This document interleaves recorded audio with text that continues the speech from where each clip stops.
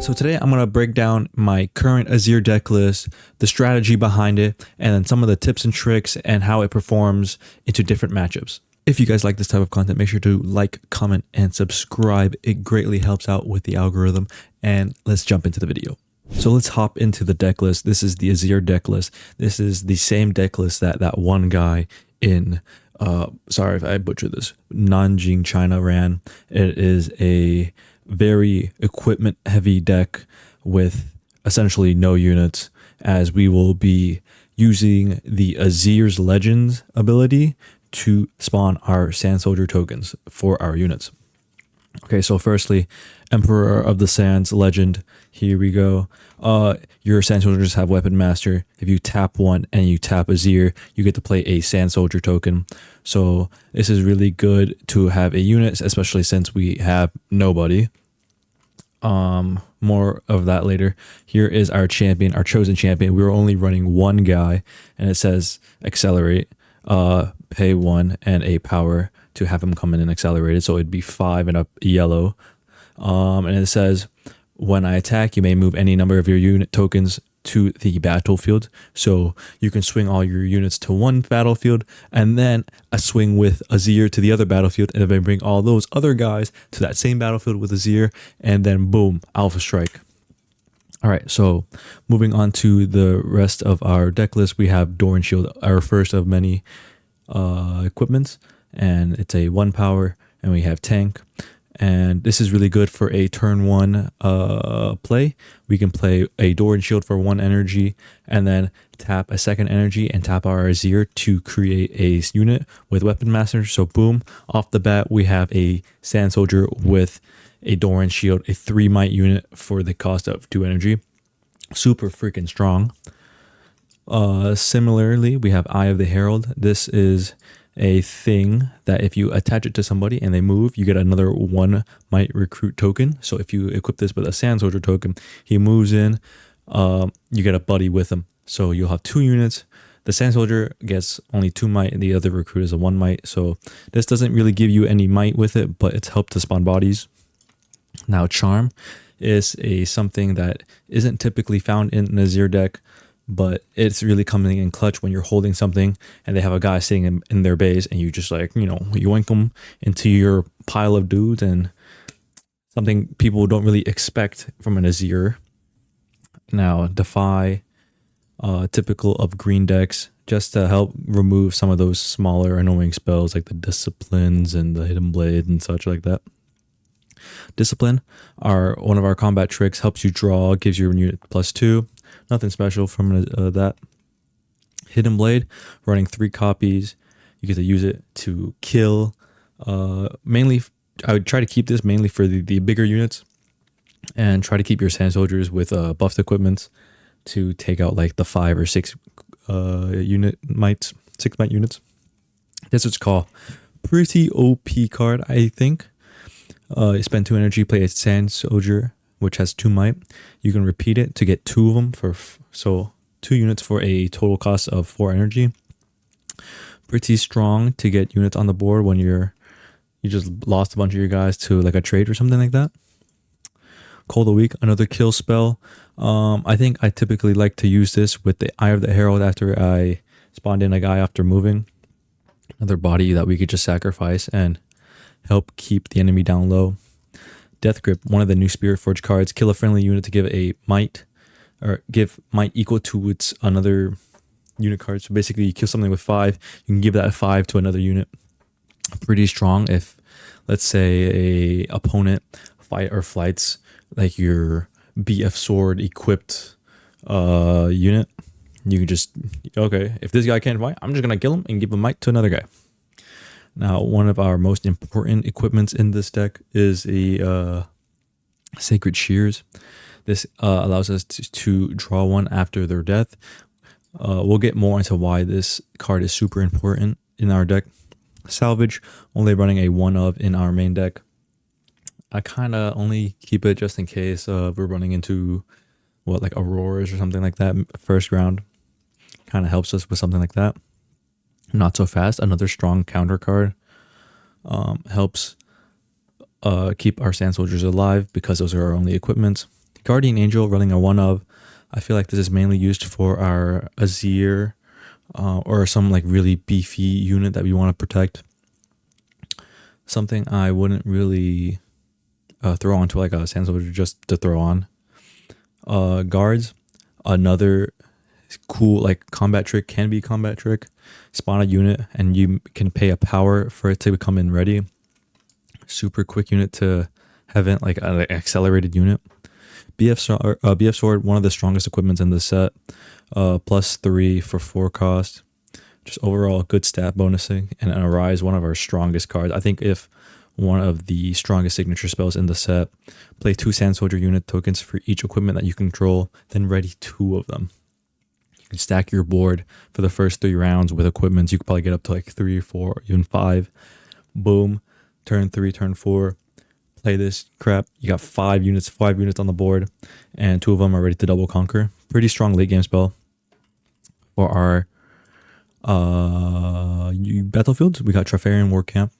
Good just to increase our mites because we have a bunch of units, and the more units we have on this, the more value we get out of this battlefield. Vile Lair, pretty strong for movement kind of decks like the Annies, I think Sivir, some people that really focus on fight or flights, the Yasuos or stuff like that rely on the movement.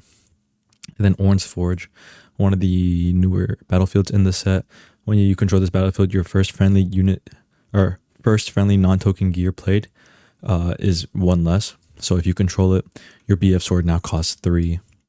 Your GA costs 1. Your 1 unit or your 1 energy cost because they become free. Really strong card. And so now what do I have next on my list? I have playing strat. So basically the strat with Azir is to have as many dudes as possible by playing a equipment and then tapping Azir, creating a guy, and then stacking up our guys and swinging them in with overwhelming might. We just create a super wide, we go super wide, and then we swing at the guy, right? And trading our bodies for essentially 1 cost with our Azir Legend, and we're taking out their like 4 energy cost units. And so the general strat is we want to go first, right? And so if I were playing this deck, let's move this. I guess the strat is, okay, game 1, I'm going Orange Forge, you know what I'm saying? We are super equipment heavy. So anything that will help us reduce these costs by 1, great, you know what I'm saying? So let's say, like I said, if we control this, these become free. The Doran Shield, the Eye of the Herald, the Sacred Shears becomes more viable to play, so you're not spending as much. BF Sword for 3, pretty great. Pretty strong for us because we're running, I think, 15 equipment. Game 2, honestly, it really depends on who you're going up against. If me personally, if I'm going up against a movement kind of deck, I'm going Vilemal's Lair just to stop with their movement. The Dravens, anything, I guess mainly purple. I just don't like them to move around, and so I go Vilemal's Lair. And then if you're going up against anyone else, probably Trifarian War Camp just so that you have your bodies on the board and they're super wide and you get more value out of that. And so turn 2, if you're going turn 2, you can play, I don't know where I'm going with this. Okay, but cool tricks. Some things that I've seen is that you get this Brutalizer, right? And so if you attach it this turn, it's a +3 instead of a +1. So what you can do is you have this played, you spawn a guy, you equip it so that your 2 might Sand Soldier now has a +3 buff, so a total of 5 might. You could then kill that with Death Grip or something, transfer that 5 might to another guy, like let's say another Sand Soldier, and then you can equip this again, so another 3. So you could have a 10 might swing off of like a what 4 energy combo. Pretty cool, strong, pretty cool, strong trick. You know, like I said earlier, we have Eye of the Herald. We can do move a guy, use Call of the Week, get another body. Pretty simple.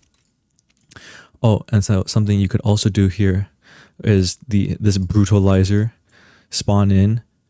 You play this hidden, spawn it in, steal the brutalizer with your weapon master. You have a 5 might unit hidden card. Pretty strong, pretty strong. And so guards, remember, if you stack your boards with equipment, play Arise, maybe turn 4 or something like that. I would try to reserve this Arise card to very late game if you can. It should be like a game ending or like a really high tempo swing kind of card. I wouldn't just throw it down just to throw it down. Same thing with your Azir. I wouldn't spawn him in just to have him die in base to like a rocket barrage or something. That wasn't very useful. And so another thing I want to go into is the strengths of this deck. Strengths. You go super wide. Everything's super cheap. You're running like the highest energy card you have here is a 4 with the BF sword, and then you have your Arise, which I would say for late game. Super cheap, super wide. I don't even know what I just said. Super cheap, super wide. Think of it, if you liked Azir, I think this is, sorry, I'm talking too fast. If you liked Victor, Azir's pretty enjoyable, and it's just bigger bodies than Victor. You might have to do a little more work, but to get these guys running, I think it's super valuable, super stronger units. Now, one of the weaknesses of this deck is that you have a lack of card draw, and we don't have a lack, and we have a lack of just units on the board, which can be a pain sometimes. So, if you go into the early game and you get all your Sand Soldiers units get wiped, and you don't have any equipment to play in your turn, you don't have the ability to play your Azir, which is a problem. And so we don't have anything to draw besides our discipline and the death well. And so and then maybe like the hidden blade. And so I would try to keep this equipped to something that I know that is vulnerable to damage. So like if you're leaving a guy on the build on a battlefield, leave a guy who has the shears on him, so that if he dies, whatever, you get a draw. Combat tricks, good to draw. And if you know that your guy's gonna die anyway, consider hidden blading him. If your opponent's playing like Dreaming Tree, hidden blade your guy on the Dreaming Tree. You gotta draw 3 because you're targeting your own unit. Pretty strong. And so let's go into some quick matchups let's go into the sideboard real quick. We got some more Defies. We got some Face Breakers for purple decks. Remember, like it's mainly for this, the Vile Mausoleum, the movement chicks. Vies are like anything that can just jump on your units out of nowhere. Face Breaker is really good. I think like the Vies where they just ride the wind Vi. Okay, you're gonna ride the wind Vi. You're gonna recycle like 18 cards. Boom, Face Breaker. Go back to base, buddy. You know what I'm saying? Now we have salvage. We have more salvages for, I guess, mainly Aurora decks. I haven't really gotten to use it. I haven't played against many Aurora decks, but I think that's what I would use it for. Or you can use it for very valuable equipments that you think would be a problem. More Cola Weeks just to get rid of bad units that your Sand Soldiers can't really get rid of. And then we have Wind Walls for the infamous Thermo Beam.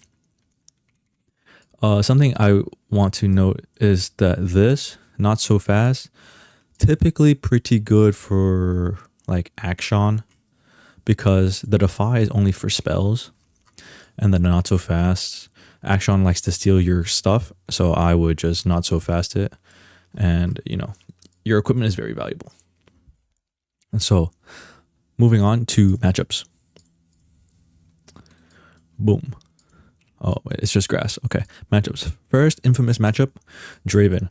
Movement kind of guy. I haven't really played against much Dravens because it's only been like a week and a half or so of Spirit Forged, but I think this guy, I feel like he can be a kind of a struggle, especially game 2 when he has Thermo Beam and Brynir, Thunder Song, whatever her name is. But yeah, play smart, I guess. I don't know. I don't think he's that big of a problem. He can overwhelm your sand soldiers with, I think Darius is like what he plays with. But that's why I would hold your hidden blades to like the very end, like late game. I wouldn't spawn, or I wouldn't just be greedy and throw your hidden blades away in the very early games, because they can help with very tanky, fast units that can just suddenly pull out of nowhere. But I guess this is just more of like a fundamental matchup. Don't be stupid. Okay. Another fun matchup that we play into is Ornn. Essentially, the name of the game for this matchup is you have to finish your game before Ornn starts his game. If he sets up and he has like deflect 6 or something, and you try to hidden blade him, and he has a GA on him, you're just sacrificing all your mana, and he's still alive, and he's tanky AF, and your sand soldiers will most likely not be able to get over him. So you have to score as many points as possible, be super aggressive, don't let this guy set up. If you can, spawn camp him. Honestly, pay the deflect too early, get rid of him. Hidden blade, cold a week, whatever. Get rid of this guy. You don't want to play him when he's around. You want to finish your game before he starts his. Next thing is Jax. Honestly, I would try to force interactions with this one. Remember that some of the key cards that we were looking out for is Punch First, and I think for Jax specifically, his signature spell where he like doesn't take damage for a combat. Honestly, just have your guys sit in the back, send a really beefy guy in to maybe bait out the counter strike, and then send in a second guy with a re-equipped brutalizer or something like that. Yeah, I think you would try to just trade units. I think it would benefit us because we have more accessible units who can get just as beefy. And so yeah, just beware of Punch First.